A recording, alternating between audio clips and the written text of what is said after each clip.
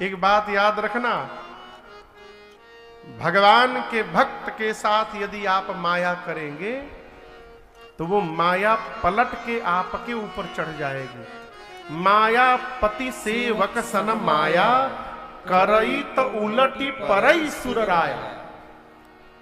यदि आप भगवान के प्रति अपराध कर देंगे तो भगवान क्षमा भी कर सकते हैं, लेकिन यदि भगवान के भक्त के प्रति अपराध कर दिया तो कोई बचाने वाला मिलने वाला नहीं है आपको। अच्छा आप बताओ, आप घर के बाहर बैठे हैं, घर के भीतर से यदि किसी को बुलाना हो तो आप क्या करेंगे? कहिए। हाँ, फोन करेंगे, आवाज देंगे। कब तक आवाज देंगे? जब तक वो आ न जाए। हमको जिससे मिलना होता है हम उसके नाम को पुकारते हैं बार बार, है?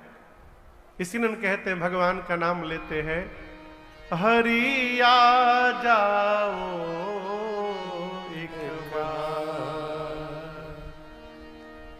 आ जाओ तुम, आ जाओ तुम, आ जाओ एक बार, प्रभु आ जाओ एक बार। जिसको बुलाना होता है उसका नाम लेते हैं।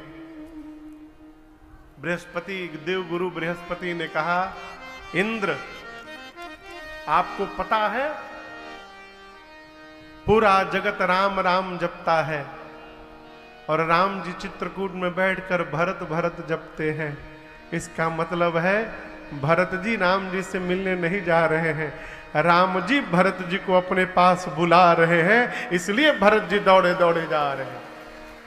पूरा जगत राम राम जपता है, राम जी दिन रात भरत भरत जपते हैं। देवगुरु ने इंद्र को समझाया, इंद्र ने मानसिक दंडवत किया है भरत भैया को, और भरत जी पूरे समाज को लेकर चित्रकूट में मंदाकिनी जी के तट पर आकर रुक गए। कहां रुके हैं? कहिए। मंदाकिनी जी के तट पर। राम जी कहां हैं? कामदगिरी के पास जो आश्रम है वहां राम जी बैठे हैं, भरत भैया मंदाकिनी जी के तट पर है। गोस्वामी जी कहते वहां चित्रकूट आश्रम में प्रातः काल राम जी जगे, वहां राम रजनी अवशेषा,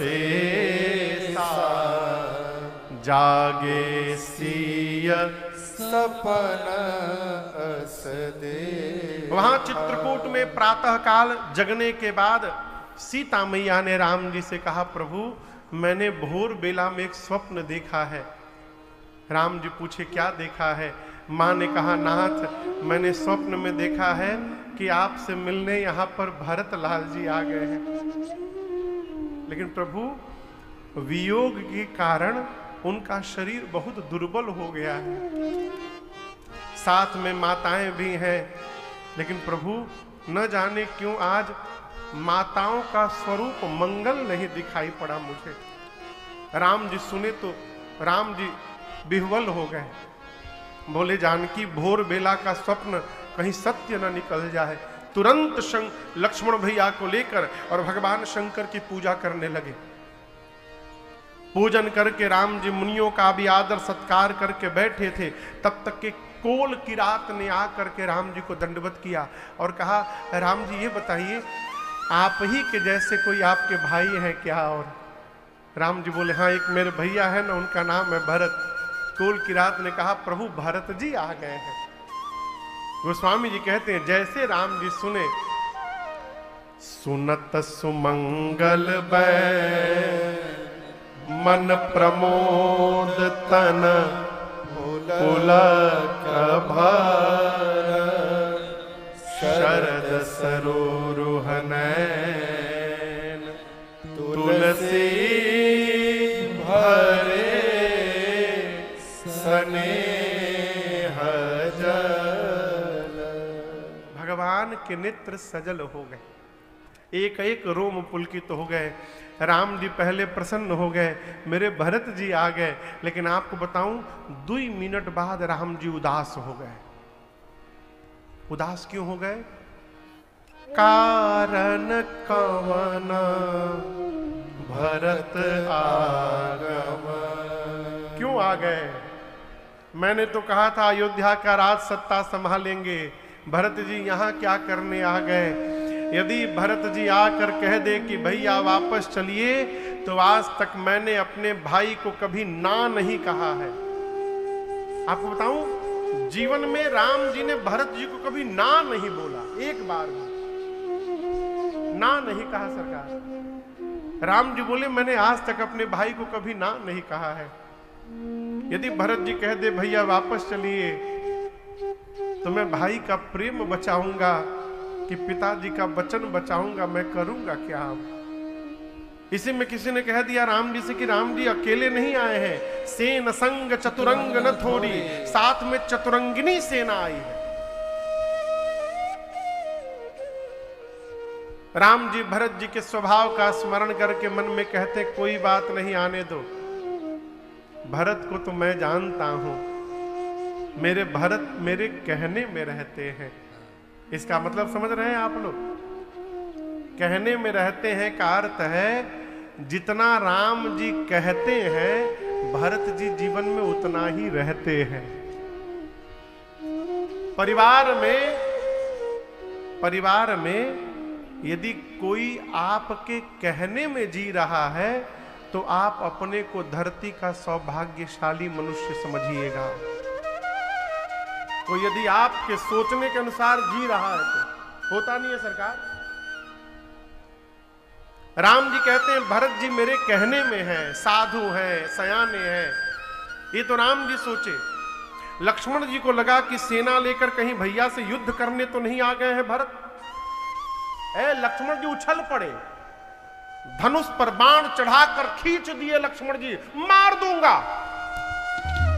किसको मार दूंगा? भरत को मार दूंगा। वन में सेना लेकर भैया से युद्ध करने चले आए। अयोध्या की सत्ता प्राप्त होने के बाद भरत को मद हो गया। ललकारे भरत लक्ष्मण जी चित्रकूट में। आकाशवाणी हुई, आकाशवाणी ने भरत लक्ष्मण जी की जय जयकार की, प्रशंसा की, और जय जयकार करने के बाद आकाशवाणी ने धीरे से कहा लक्ष्मण जी,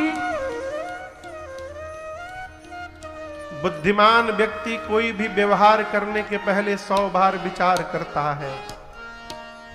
आवेश में आकर व्यवहार कर जाए और बाद में पश्चाताप करे, ये श्रेष्ठ व्यक्तित्व का लक्षण नहीं होता है। राम जी बोले लक्ष्मण आपने ठीक कहा, राजमद सबसे कठिन मद होता है। लेकिन आपसे एक प्रश्न करूं, बोलूं? सिरका जानते हैं? सिरका बोलिए। पतीली में दूध रख करके 10 लीटर 5 लीटर दूध रख करके पतीली में और चूल्हे पे चढ़ा दिया जाए और फिर उतार करके उसमें सिरके का 2 बूंद डाल दिया जाए, क्या होगा? फट जाएगा। अच्छा, मान लीजिए दूध का समुद्र हो, क्या हो? समुद्र, और 2-3 बूंद नहीं, वहां हजारों लीटर सिरका डाल दिया जाए समुद्र में, तो क्या समुद्र फट जाएगा? कहिए, है तो दूध, फटा क्यों नहीं? नहीं फटेगा। उसी प्रकार राम जी कहते हैं जिस प्रकार सिरके के बूंद से दूध फट सकता है, दूध का समुद्र नहीं फट सकता, उसी प्रकार लक्ष्मण मेरे भरत को अयोध्या क्या ब्रह्मा विष्णु महेश की भी सत्ता प्राप्त हो जाए, उसके बाद भी मेरे भाई को अभिमान होने वाला नहीं है, ये मैं जानता हूं।